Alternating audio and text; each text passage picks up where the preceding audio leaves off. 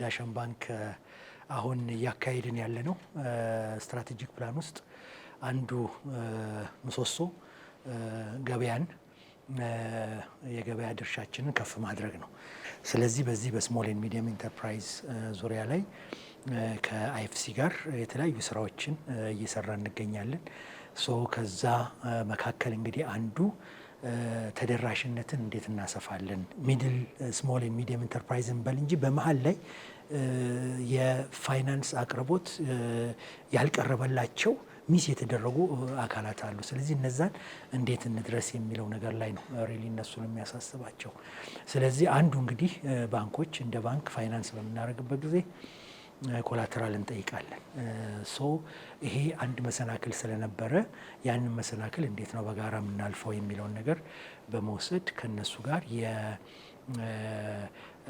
ሪስክ ሼሪንግ አግሪመንት ነው ዛሬ የገባ ነው ማለት ነው። ስለዚህ እስከ $10 ሚሊዮን ድረስ የሚሰጡ ብድሮችን በእነዚህ ዘርፍ በስሞል ኤንድ ሚዲየም ኢንተርፕራይዝ እና በአግሪ ቢዝነስ ጋር የሚሰጡ ብድሮችን አስመልክቶ እነሱ 50%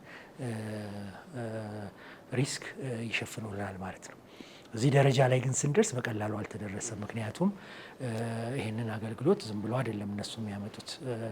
ላለፉት ረዥም ጊዜያቶች ሜቢ ከ2002 ጀምሮ ዳሸንን በተለያዩ ፕሮግራሞች ሲያዩት ነበር።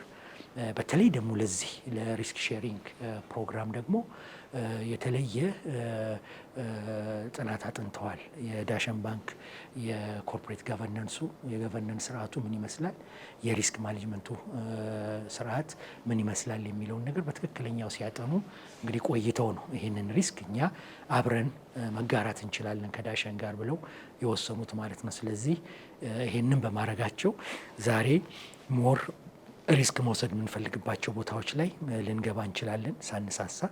ያለንን ካፒታል ደግሞ በደንብ ሪያሎኬትን ማድረግ የምንችልበትን እድል ይፈጥራል ብዬ አስባለሁ። አይኤፍሲ ያው ትልቅ ህልም አለው ለኢትዮጵያ። በተለይ የፕራይቬት ሴክተር ግሮዝን በተመለከተ ትልቅ ህልም አላቸው። ትልቅ ሪሶርስን ማውጣት ይፈልጋሉ።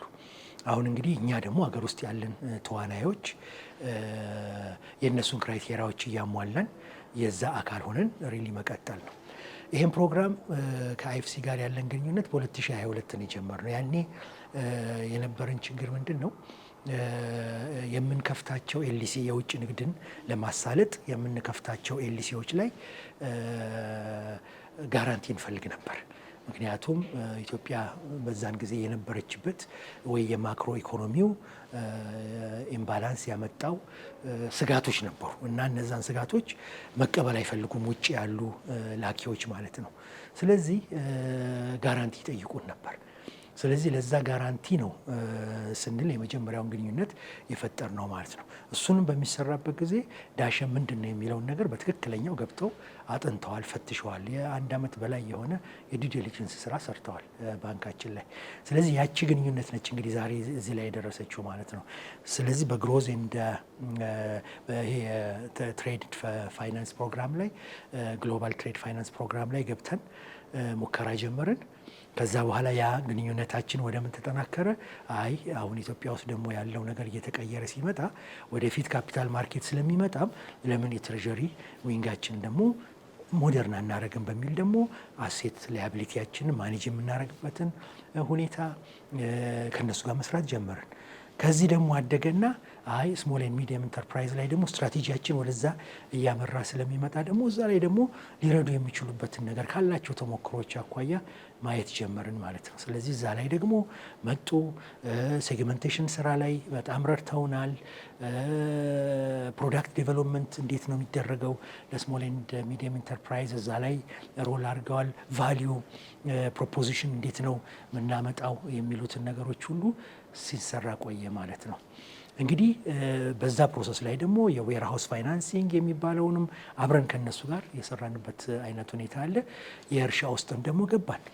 እያደገ መጣና ወደ እርሻ ውስጥ ገባን። አሁን እርሻ ውስጥ ስንገባ እንደሚታወቀው እርሻ ሪስኪ ነው ብለን ነው በብዛት የምናስበውና እኛ ብቻ ሳንሆን ሌሎች ሁለት አክተሮችም አይኤፍሲን ጨምሮ ሱፍሌ የሚባል ኦፍቴከር እንለዋለን ከገበሬው ምርት የሚገዛ ማለት ነው እና ኢንሹራንስ ደግሞ ያለ ኢንሹራንስ እዛ ላይም እንዲገባ አድርገን ለእርሻ በሚባለው ፕላትፎርም ላይ ዴታዎችን መሰረት ያደረገ ስራዎችን መስራት ጀመርን ማለት ነው። ስለዚህ ከ166 ገበሬዎች ጀምረን 1400 በጥናት እየሄድን እያረምን የታዩ ክፍተቶችን ለመሙላት ጥረት እያደረግን ነው። ዘንድሮ ደግሞ ለ50 ሺህ ገበሬዎች ዝግጅት እያደረግን ነው እግዚአብሔር ከፈቀደ።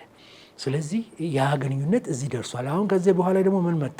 አሁንም ይህንን አይነት ስራ ስንሰራ ሪስክ የሚባለው ነገር አለ። ስለዚህ እነሱም ምንሰራውን ነገር ይወዱታል፣ ያዩታል።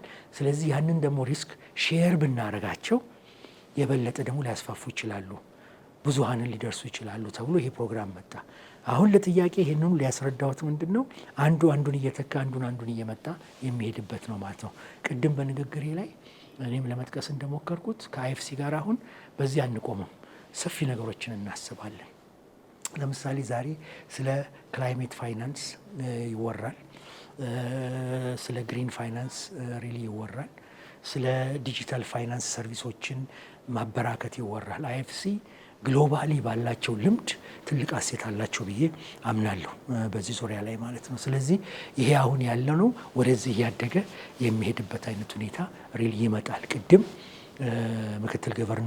ምክትል ፕሬዚዳንቱም ሲናገሩት እንደነበረው አንድ ክሊር ነገር ያሉት ምንድን ነው እኛም አሁን እነዚህ የተረሱ የሚባሉትን በኤምኤስኤምኢ ሴግመንት ላይ ተረሱ የሚባሉትን እና አግሪ ቢዝነስ ላይ የማስፋት ከፍተኛ ፍላጎት አለን ብለዋል። ስለዚህ ያም ራሱ ሌላ ስፔስ ውስጥ ይከተናል ብዬ አስባለሁ።